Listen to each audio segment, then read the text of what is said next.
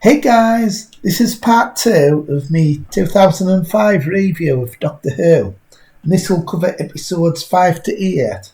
So episode 5 was called The Story in the Engine by Inu Elms. So this wasn't wrote by Russell T Davies, although he'll have still had an influence on the writer, because it's full of identity politics. So it's a really bizarre story about a hairdresser, a barber in the barber shop, and he's got these people captured in his shop and he's forcing them to tell stories. Because there's this spider that's feeding off the stories. It's making the spider stronger. And the spider's in this web.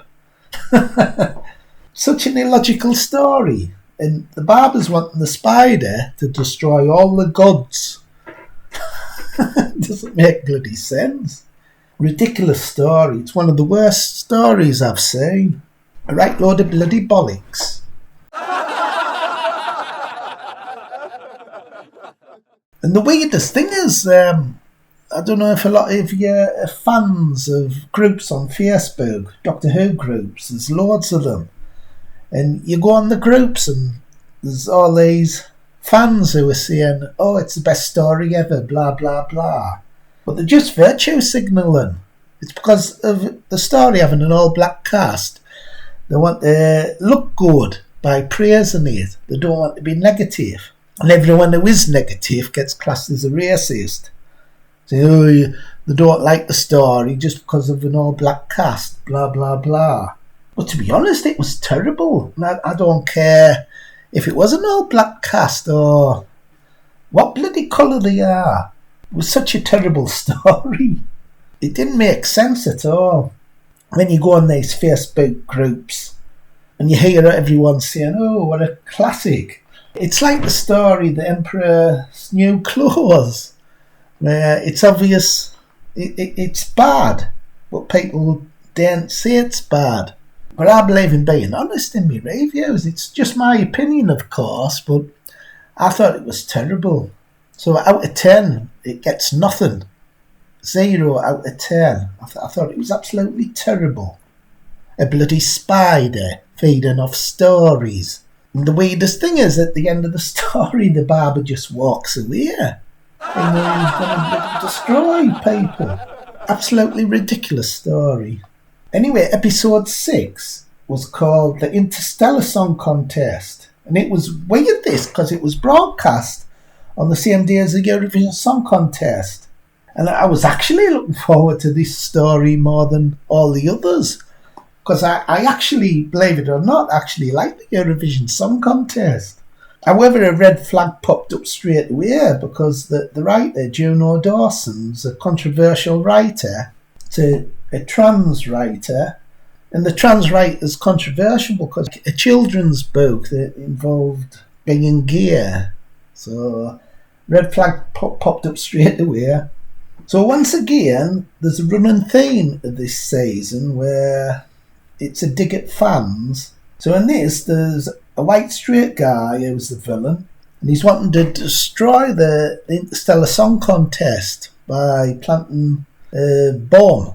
So it's a dig at fans again, wanting to destroy the show. So the Interstellar Song Contest in this, it symbolises the actual show Doctor Who, and the white straight guy represents critics like me that want to disrupt the show, destroy it, and spoil the fun.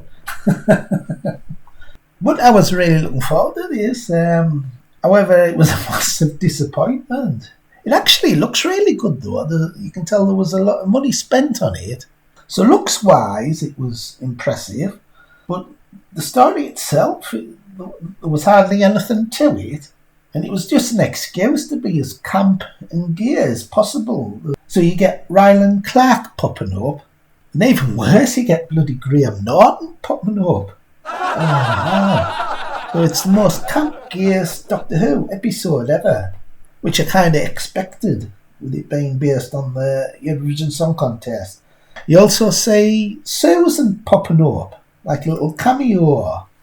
However, throughout the season, there's people speculating why she's there. why she keeps popping up now and again, and it never does get explained at the end of the season. Another thing that was massively disappointing is throughout the 2 seasons, people have been speculating who Mrs. Flood is, and it turns out she's the Rani. So in the post-credit sequence, you see her bi-generate into this other Rani. So there's like her and this other version of her, like an Indian type of Rani. She's bloody ridiculous. So overall, I was massively disappointed with this one. I'd give it a 3 out of 10. And it only gets a 3 because it looks impressive. It looks more expensive than usual. But the story itself was just disappointing. So episode 7 and 8 are a 2-parter. So episode 7's called Wish World. They're both written by Russell T Davies. So in the first part, it not a lot happens really. It's just setting the scene, setting the story. It reminds us a lot of a film called The Truman Show, where people are in this constructed reality. So the Doctor in this world, he's currently married to his companion, and they've got a little daughter called Poppy. Unit are in, the 2 Ranis are in. You say the old companion Mel, she pops up, and Conrad, he pops up again, telling a story about Doctor Who. So it's another skit at fans. Conrad's constructed this world and he's wanting everyone to be normal, like a straight couples where they're all happily married and they've got kids and stuff. So it's basically Russell T Davies saying that all the fans are boring. But I was intrigued a little bit with this story. Omega gets mentioned at the end, which was exciting. However, not a lot happens in the story. So, like I say, it was just the scene setter. So, out of 10, I'd give this one maybe a 6 out of 10. It wasn't too bad. However, episode 8, the final, was an absolute disaster. The reality war.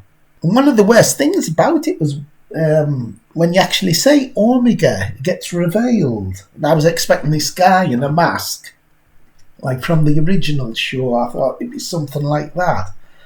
But no, Omega's an actual CGI skeleton that's not in very long either. And Omega eats the other Rani for some reason.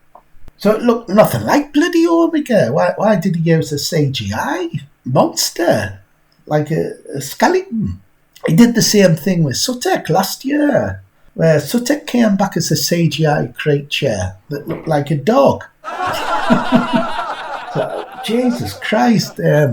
Russell T Davies is such a terrible writer now. I don't know what the hell's wrong with them.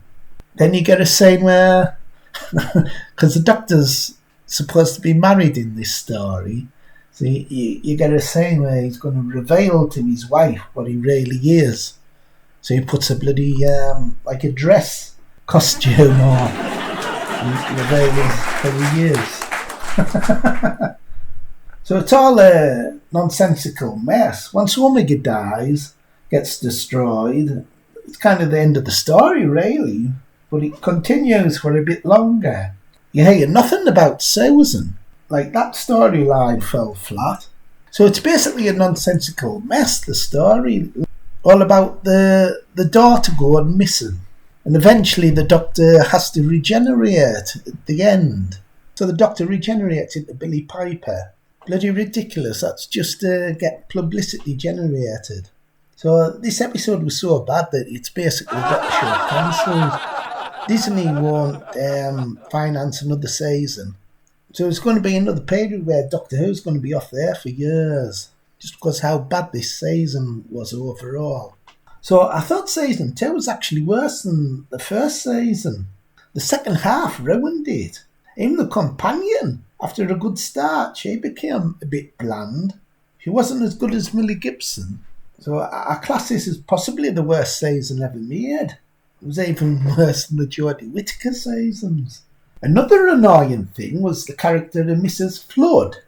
After 2 full seasons, hyping her up, her identity, like fans were wondering who the hell she was. It just turns out that she was the Rani. But that doesn't explain all the times that she's been breaking the fourth wall, dressing up as different companions that the Doctor's had. So there's been scenes where she's been dressed up as Romana and other companions and talking to the audience. None of that was explained. And that's bloody ridiculous. That's terrible writing that story arcs can be just thrown away, irrelevant. It's a cheat and a mark of terrible writing. And if it does come back, I won't be watching it if Russell T Davies is involved. Terrible bloody writer. All he's bothered about is personal agendas. All about diversity over art and talent. Oh, and my friend Bones wants something to say about Russell T Davies, so I'll put Bones on the second. Hey, Bones, you were angry over Russell T Davies, weren't you? Yes, I was bloody angry. Bloody taking the bloody piss out of fans all bloody year. And right at the bloody end, he started taking the bloody piss out of me. How was that, Bones? How was he taking the piss out of you? Well, he was making on our bloody look like Omega, the bloody skeleton. And bloody taking the piss out bloody skeletons all bloody third party. Yeah, I know what he was bloody doing. He was in the bloody huff because fans were calling him. If he bloody wrote better bloody stories, they wouldn't bloody call him. Instead of writing a bloody pile of bloody shit.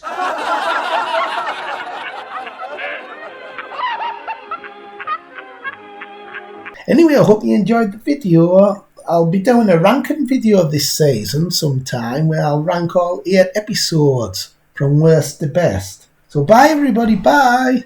Bye.